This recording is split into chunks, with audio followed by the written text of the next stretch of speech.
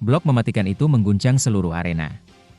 Penonton serentak berdiri, bersorak memuji aksi luar biasa Sakuragi yang melayang di udara dan menggagalkan Dan Kawata yang nyaris sukses.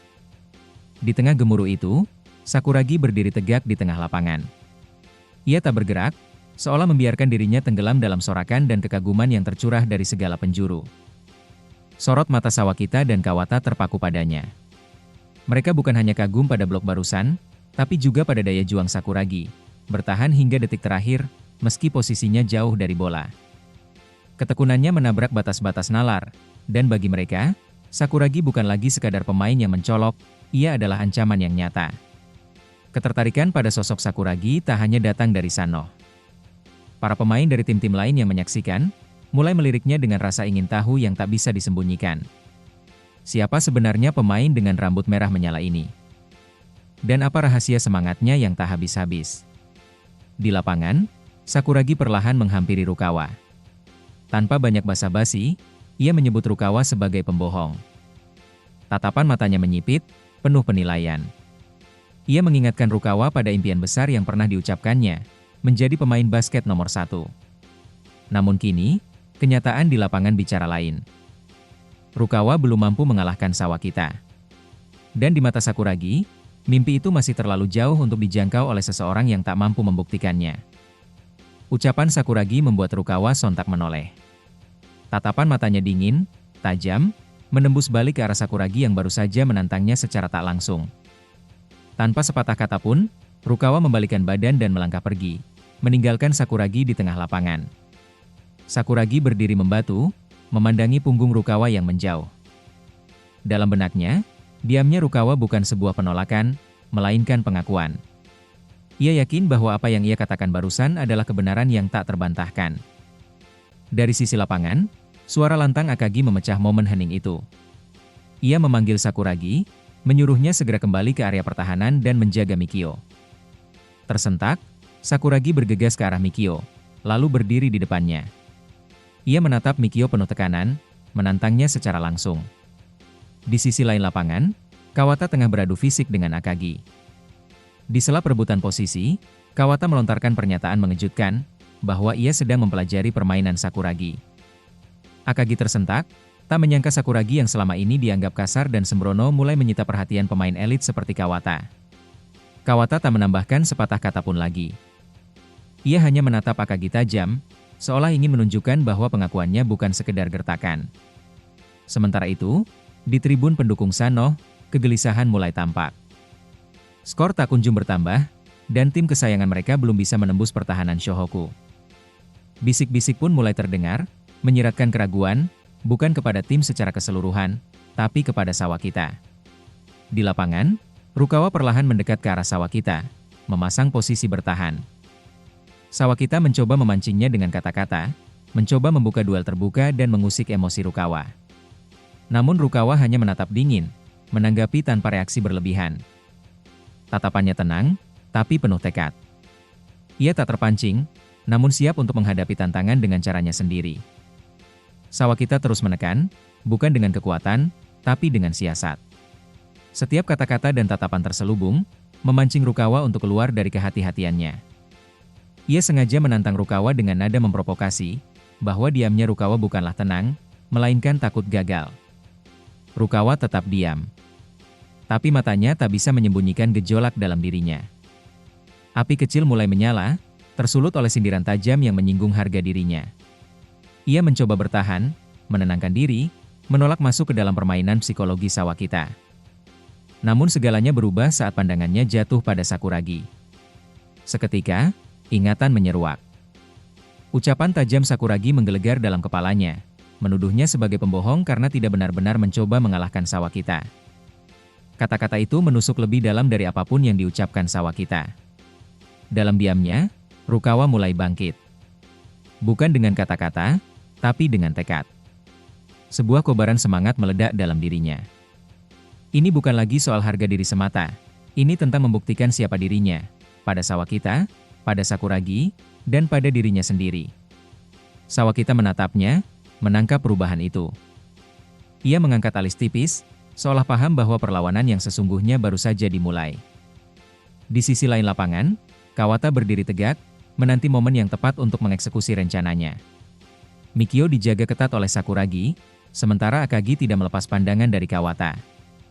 Ketika Mikio bergerak tepat di belakang Akagi, Kawata tiba-tiba melesat memutari Akagi, mendekati Mikio. Gerakannya licin dan cepat, membuat Akagi tertahan oleh tubuh besar Mikio. Dalam sekejap, Kawata lolos dari penjagaan. Akagi langsung menyadari situasi itu dan berteriak kepada Sakuragi untuk bertukar penjagaan. Namun Sakuragi hanya terpaku, ragu, bingung, tak menangkap maksudnya. Akagi kembali berteriak, kali ini lebih jelas, Sakuragi harus menjaga Kawata. Begitu instruksi dipahami, Sakuragi segera berlari ke arah Kawata. Tapi saat itu bola sudah melayang, dan Kawata menangkapnya dengan sempurna. Tak ingin terlambat, Sakuragi langsung melompat, mencoba menghalau tembakan. Namun Kawata, dengan ketenangan dan pengalaman, mengecohnya dengan satu gerakan tipu. Sakuragi terjebak di udara, dan Kawata kini berdiri bebas, siap mengeksekusi. Tubuh Sakuragi mulai turun perlahan ke lantai setelah melompat, namun di saat bersamaan Kawata melesat naik ke udara, meluncur tajam menuju ring. Gerakannya mulus, presisi, dan seolah tak terbendung. Sakuragi tertinggal setengah langkah, terpaku sepersekian detik, terlihat mustahil baginya untuk menjangkau atau menghalangi serangan tersebut. Kawata melayang dengan keyakinan penuh. Ekspresi wajahnya mencerminkan kepastian, tembakan ini akan menghasilkan 2 angka, tak ada keraguan. Namun Sakuragi, dengan tekad membara, tubuhnya menembus batas kemampuan, menolak menyerah meski logika berkata sebaliknya. Di tengah lompatannya, ia berhasil menyentuh bola, menyebabkan arah tembakan Kawata terganggu.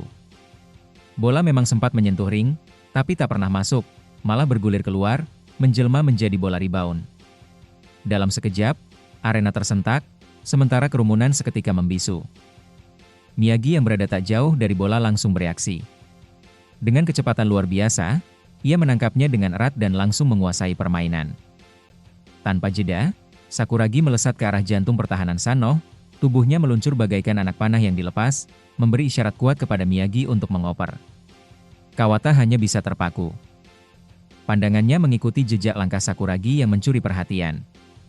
Dalam benaknya, perlahan terukir kesadaran, Sakuragi bukan hanya monster dalam menyerang, tapi juga tembok dalam bertahan. Ia masih belum memahami bagaimana Sakuragi mampu menggagalkan lemparannya, padahal dari sudut pandang manapun, posisi Sakuragi tadi nyaris tak mungkin menyentuh bola. Lebih membingungkan lagi, hanya dalam sekejap setelah lompatan setinggi itu, Sakuragi kini berlari seolah tak pernah kehabisan tenaga. Di bangku cadangan Shohoku, pelatih Hanzai tiba-tiba menggaruk kepala, bukan karena gatal, tapi karena kebingungan yang tersembunyi dalam kekaguman. Di sampingnya, Ayako melirik, mencoba membaca maksud gerakan kecil sang pelatih, bertanya-tanya dalam diam apa yang sedang ia pikirkan. Tangan tua itu terangkat pelan, memegangi kepala dan mengusap rambut, mencoba menenangkan denyut yang tak hanya datang dari tubuh, tapi juga dari kenangan yang mendadak terbayang. Di balik tatapan kosongnya ke lapangan, pelatih Hanzai tak lagi melihat permainan, tetapi ia melihat sebuah masa lalu. Seseorang muncul dari bayang-bayang waktu, seorang pemuda bernama Yazawa. Dahulu, ia adalah anak asuh yang pernah dibimbingnya saat melatih di universitas. Dalam benak pelatih Hanzai waktu itu, Yazawa adalah sebuah keajaiban. Penuh ambisi dan cahaya. Ia meninggalkan pelatih Hanzai dan pergi ke Amerika untuk mengejar cita-citanya sebagai pemain basket profesional. Namun sayangnya, alih-alih cita-citanya terkejar, di Amerika, penampilan Yazawa semakin meredup dan akhirnya meninggal karena sakit. Pelatih Hanzai terdiam, matanya menerawang jauh di tengah riuhnya arena. Di dalam hati, ia bergumam pada dirinya sendiri, bahwa mungkin, keajaiban itu belum benar-benar pergi. Karena di lapangan saat ini, ia melihat lagi sebuah keajaiban, yang bahkan Yazawa pun belum sempat tunjukkan sepenuhnya. Di tengah lintasan cepat permainan, Sakuragi melesat seperti badai merah. Tak peduli batas, dan tak peduli logika.